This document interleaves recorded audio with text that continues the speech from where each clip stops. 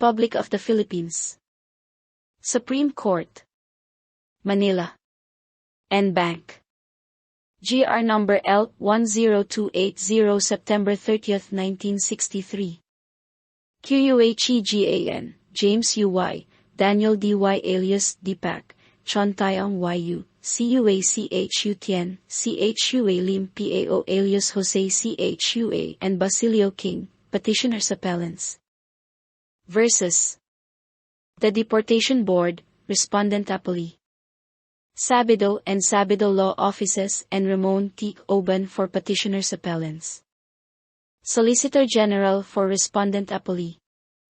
Barrera, J. This is an appeal from the decision of the Court of First Instance of Manila in SP Proc. No. 20037 denying the petition for writs of habeas corpus and or prohibition, certiorari, and mandamus filed by Chee Gon, James Oy, Daniel Dai alias Deepak, Chon Taeyong Yu, Chua Chu Tien, Chua Lim Pao alias Jose Chua, and Basilio King. The facts of the case, briefly stated, are as follows.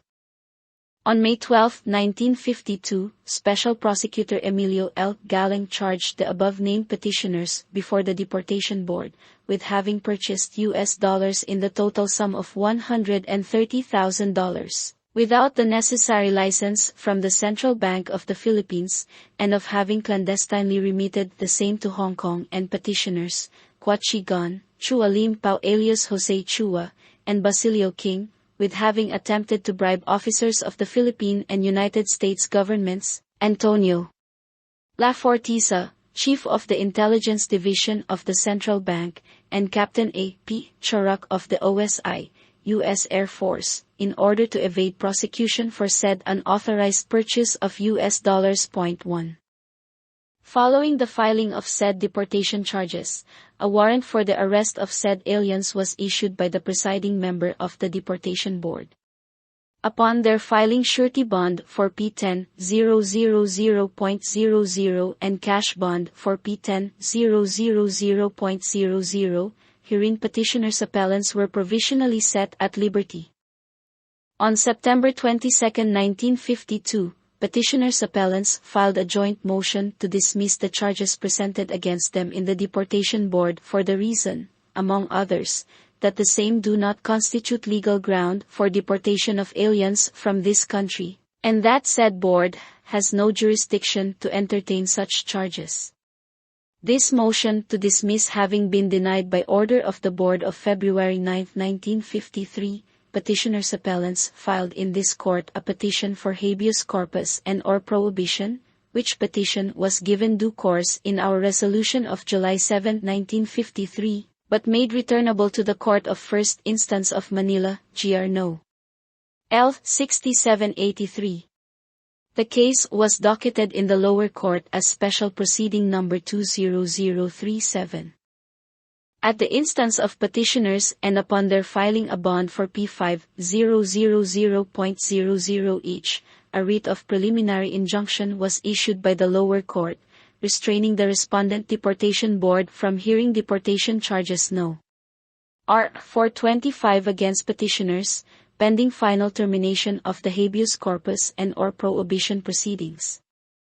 On July 29, 1953, the Respondent Board filed its answer to the original petition, maintaining among others, that the Deportation Board, as an agent of the President, has jurisdiction over the charges filed against petitioners and the authority to order their arrest, and that, while petitioner Chee Gon was acquitted of the offense of attempted bribery of a public official, he was found in the same decision of the trial court that he did actually offer money to an officer of the United States Air Force in order that the latter may abstain from assisting the central bank official in the investigation of the purchase of $130,000 from the Clark Air Force Base, wherein said petitioner was involved.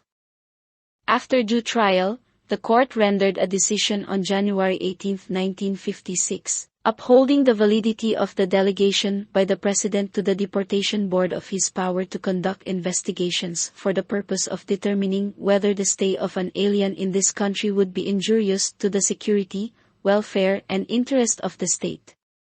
The court, likewise, sustained the power of the Deportation Board to issue warrant of arrest and fix bonds for the alien's temporary release pending investigation of charges against him, on the theory that the power to arrest and fix the amount of the bond of the arrested alien is essential to and complement the power to deport aliens pursuant to Section 69 of the Revised Administrative Code. Consequently, the petitioners instituted the present appeal. It may be pointed out at the outset that after they were provisionally released on bail, but before the charges filed against them were actually investigated, petitioners appellant raised the question of jurisdiction of the Deportation Board, first before said body, then in the court of first instance, and now before us. Petitioners appellants contest the power of the President to deport aliens and, consequently, the delegation to the Deportation Board of the ancillary power to investigate, on the ground that such power is vested in the legislature. In other words, it is claimed, for the power to deport to be exercised, there must be a legislation authorizing the same.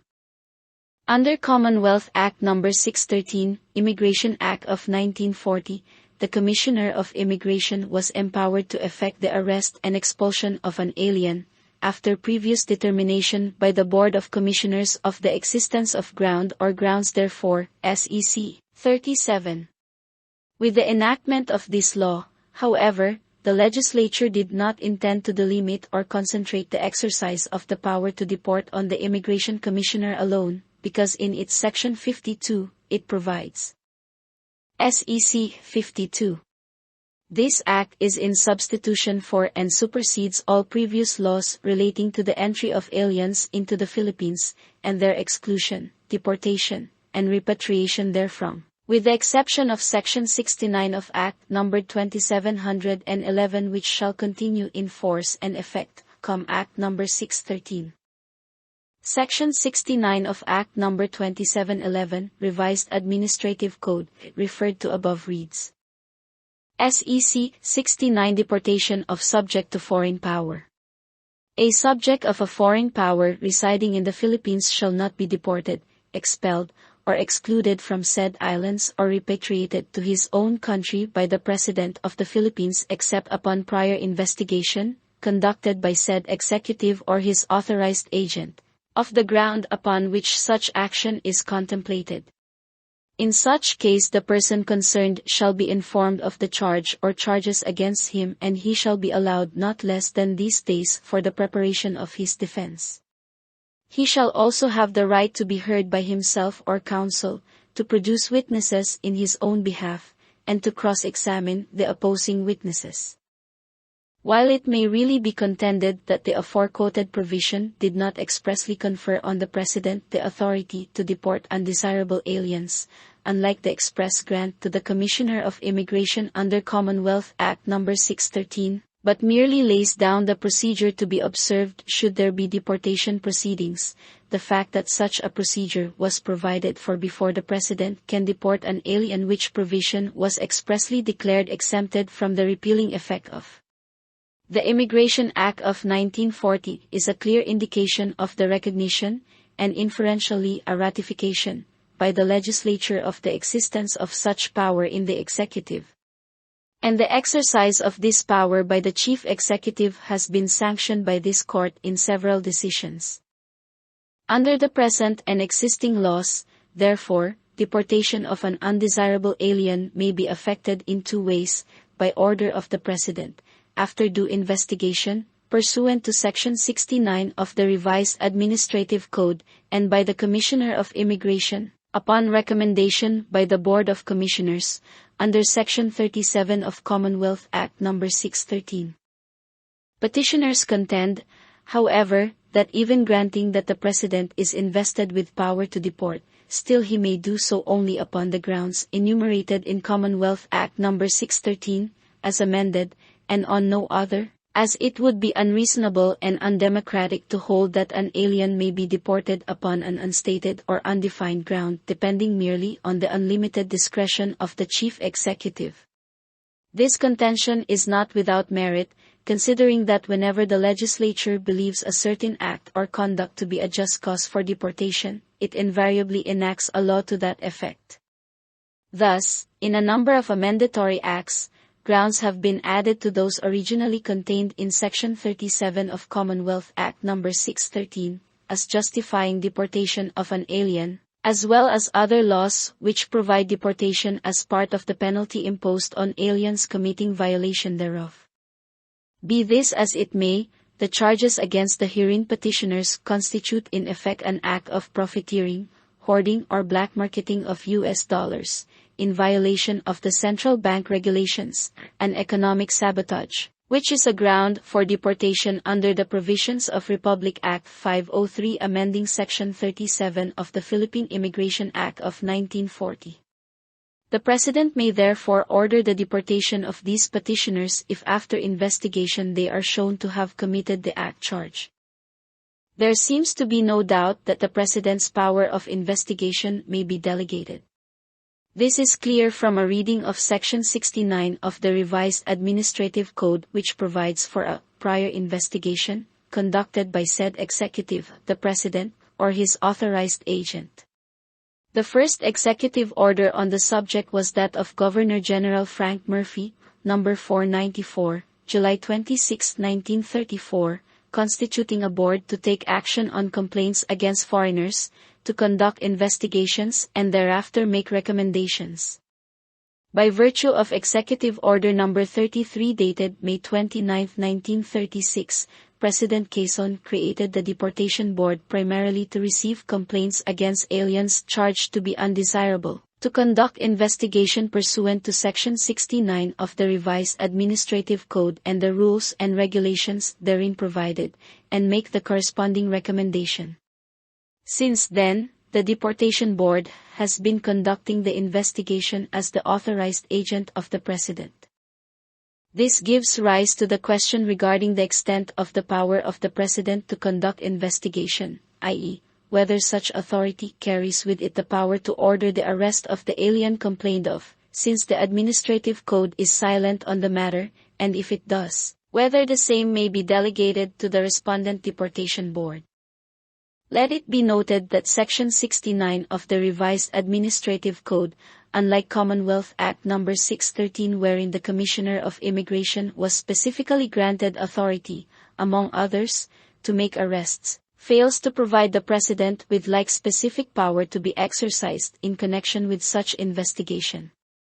It must be for this reason that President Roxas for the first time saw it necessary to issue his Executive Order No. 69, dated July 29, 1947, providing for the purpose of ensuring the appearance of aliens charged before the Deportation Board created under Executive Order No. 37, dated January 4, 1947, and facilitating the execution of the order of deportation whenever the President decides the case against the respondent. I, Manuel Roxas, President of the Philippines, by virtue of the powers vested in me by law, do hereby order that all respondents in deportation proceedings shall file a bond with the Commissioner of Immigration in such amount and containing such conditions as he may prescribe. Note that the executive order only required the filing of a bond to secure appearance of the alien under investigation. It did not authorize the arrest of the respondent. It was only on January 5, 1951, when President Quirino reorganized the Deportation Board by virtue of his Executive Order No. 398, that the board was authorized motu proprio or upon the filing of formal charges by the Special Prosecutor of the Board, to issue the warrant for the arrest of the alien complained of and to hold him under detention during the investigation unless he files a bond for his provisional release in such amount and under such conditions as may be prescribed by the Chairman of the Board. As has been pointed out elsewhere, Section 69 of the Revised Administrative Code, upon whose authority the President's power to deport is predicated, does not provide for the exercise of the power to arrest. But the Solicitor General argues that the law could not have denied to the Chief Executive acts which are absolutely necessary to carry into effect the power of deportation granted him, such as the authority to order the arrest of the foreigner charged as undesirable. In this connection, it must be remembered that the right of an individual to be secure in his person is guaranteed by the Constitution in the following language. The right of the people to be secure in their persons, houses, papers and effects against unreasonable searches and seizures shall not be violated, and no warrants shall issue but upon probable cause, to be determined by the judge after examination under oath or affirmation of the complainant and the witnesses he may produce, and particularly describing the place to be searched, and the persons or things to be seized. Sector 1, Art. 3, Bill of Rights, Philippine Constitution. As observed by the late Justice Laurel in his concurring opinion in the case of Rodriguez, et al. V. Villamil, et al., 65 Philosophy 230, 239, this provision is not the same as that contained in the Jones Law wherein this guarantee is placed among the rights of the accused. Under our Constitution, the same is declared a popular right of the people and, of course, indisputably it equally applies to both citizens and foreigners in this country. Furthermore, a notable innovation in this guarantee is found in our Constitution in that it specifically provides that the probable cause upon which a warrant of arrest may be issued must be determined by the judge after examination under oath, etc., of the complainant and the witnesses he may produce.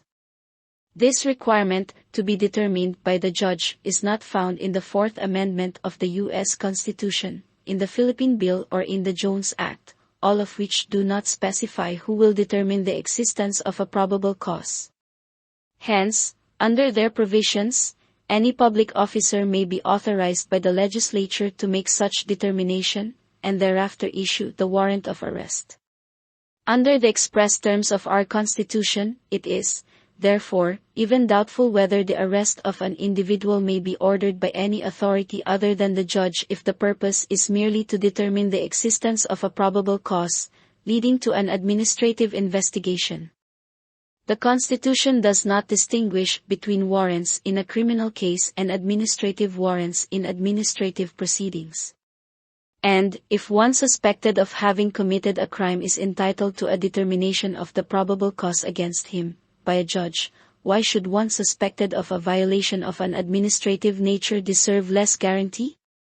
Of course it is different if the order of arrest is issued to carry out a final finding of a violation, either by an executive or legislative officer or agency duly authorized for the purpose, as then the warrant is not that mentioned in the Constitution which is issuable only on probable cause. Such, for example, would be a warrant of arrest to carry out a final order of deportation, or to effect compliance of an order of contempt. The contention of the Solicitor General that the arrest of a foreigner is necessary to carry into effect the power of deportation is valid only when, as already stated, there is already an order of deportation. To carry out the order of deportation, the President obviously has the power to order the arrest of the deportee. But, certainly, during the investigation, it is not indispensable that the alien be arrested. It is enough, as was true before the executive order of President Quirino, that a bond be required to ensure the appearance of the alien during the investigation, as was authorized in the executive order of President Roxas. Be that as it may, it is not imperative for us to rule in this proceeding, and nothing herein said is intended to so decide on whether or not the President himself can order the arrest of a foreigner for purposes of investigation only, and before a definitive order of deportation has been issued. We are merely called upon to resolve herein whether, conceding without deciding that the President can personally order the arrest of the alien complained of, such power can be delegated by him to the Deportation Board. Unquestionably, the exercise of the power to order the arrest of an individual demands the exercise of discretion by the one issuing the same, to determine whether under specific circumstances, the curtailment of the liberty of such person is warranted. The fact that the Constitution itself, as well as the statute relied upon, prescribe the manner by which the warrant may be issued, conveys the intent to make the issuance of such warrant dependent upon conditions the determination of the existence of which requires the use of discretion by the person issuing the same.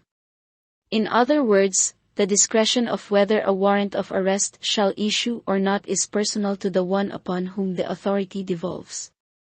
And authorities are to the effect that while ministerial duties may be delegated, official functions requiring the exercise of discretion and judgment may not be so delegated.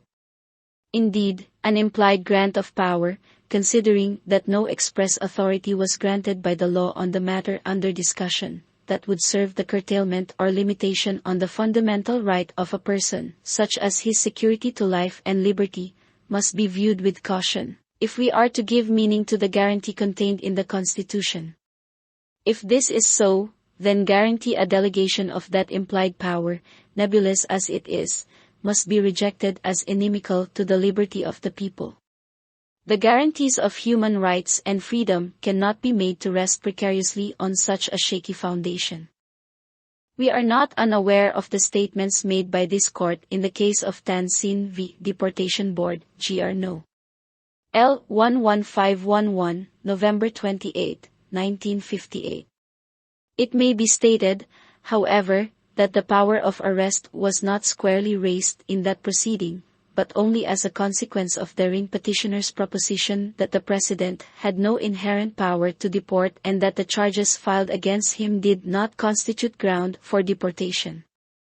In view of the foregoing, Executive Order No. 398, Series of 1951, insofar as it empowers the Deportation Board to issue warrant of arrest upon the filing of formal charges against an alien or aliens and to fix bond and prescribe the conditions for the temporary release of said aliens, is declared illegal. As a consequence, the order of arrest issued by the Respondent Deportation Board is declared null and void and the bonds filed pursuant to such order of arrest, decreed cancelled. With the foregoing modification, the decision appealed from is hereby affirmed. No costs. So ordered. Padilla, Bautista Ángelo, Labrador Concepción, Paredes, Daisen, Regala Ann Macalintal, JJ Kenker. Bengzon, CJ, reserved his vote. Reyes, JBL, J, took no part. Footnotes.